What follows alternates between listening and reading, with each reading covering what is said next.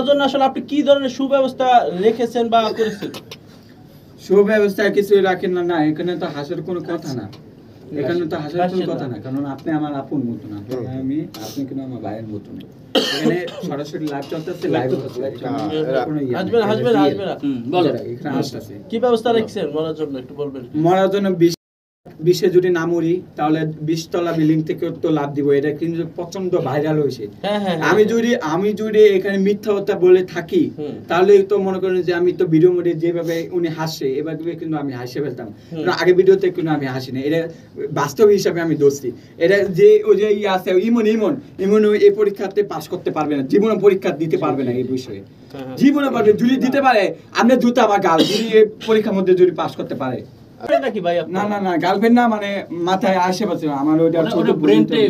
Mobile একটা হিন্দি গান, mobile একটা হিন্দি গান। আচ্ছা এই যে মাইন্ড করবেন না কেউ কিন্তু মাইন্ড করবেন মুম্বাই। আচ্ছা আমার একটা রিকোয়েস্ট আছে, এখানে লাইভে একটা গান শুনতেছে যে গানটা লাইলার জন্য কেঁদেছিল এই ডিজে শাকিল, সেই গানটা শোনার অনেক রিকোয়েস্ট আছে। আপনি আচ্ছা এর আগে আপনি লাইলা আপনার কখনো বিয়ে করবে না, আপনি কি করবেন? আমি আসলে মরে যেতে চাই। হ্যাঁ আমি আসলে মরে যেতে চাই। আমি মরে গেলে এটা লাইলার সব দায়ভার থাকবে। আমি যদি মরে যাই তাহলে লাইলাকে আপনারা ধরবেন, আমার সব রিস্ক হচ্ছে লাইলার। আমার যদি এখন যদি আমার কোনো দুর্ঘটনা ঘটেও যায় এখন লাইলা দেখবে।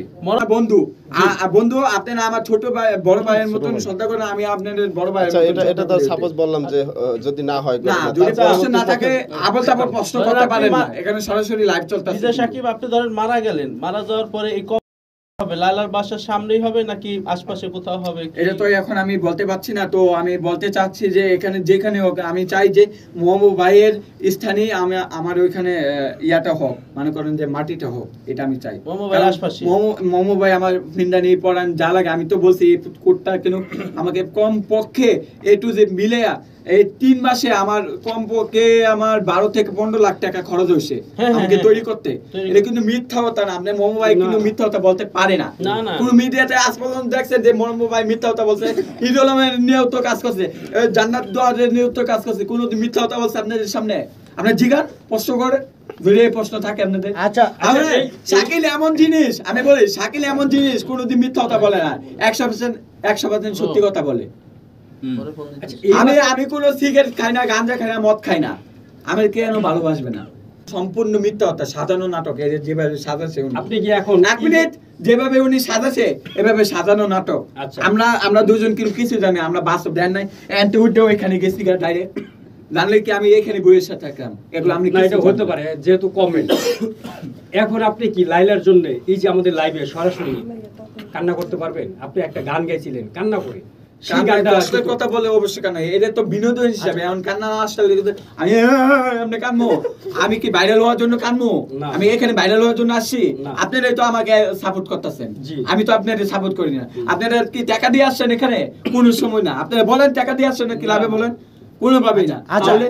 আমি শুনেন, আমি এক কথা বলবো, আমি টাকাকে ভালোবাসি না, আমি মনকে ভালোবাসি। এবং আমাদের একটি ব্যান্ড আছে, আমাদের ব্যান্ডের নামটা উনি বলবে। ব্যান্ডটা বলেন। আমরা Mohammad Rahman and DJ Shakil band নামে আমরা পরিচিত। আমরা ইতিমধ্যে আমরা কাজ শুরু করেছি এবং আমাদের দুজনের গাওয়া বেশ কিছু গানের প্ল্যান করা হয়েছে, যার মধ্যে ইংলিশ গান আছে এবং খুব রিসেন্টলি আমরা খুব জনপ্রিয় যে জায়গা 300 ফিট, সেই জায়গাটাকে উদ্দেশ্য করে এবং সেই জায়গায় ডিজে শাকিল ঘুরতে গিয়েছে তার প্রেমিকাকে নিয়ে, এই ধরনের একটা গানের কাজ আমরা অলরেডি করছি। না না, এই ফ্যান্টাস্টিক কিংগং এর কোন ওটিলার গানটা, গানের নামটা কিন্তু ওটিলার গানটা মনে হচ্ছে। আমরা কি একটু শাকিলের কণ্ঠে একটু ইংলিশ কিংবা হিন্দি একটা গান শুনতে পারি না? অবশ্যই 100%। এটা তো লাইভের শেষে আমি বলতে চাই, মানে লাইভ শেষ না, লাইভ থাকাকালীন অবস্থায় বললে ভালো হয়, অডিয়েন্সরা ভালো নিবে। না নিবে, মানে শেষে বলতে চাই, মানে কথা শেষে বলতে চাই। অডিয়েন্স হ্যাঁ কথা শেষে বলবো, কথা আছে আরো। আচ্ছা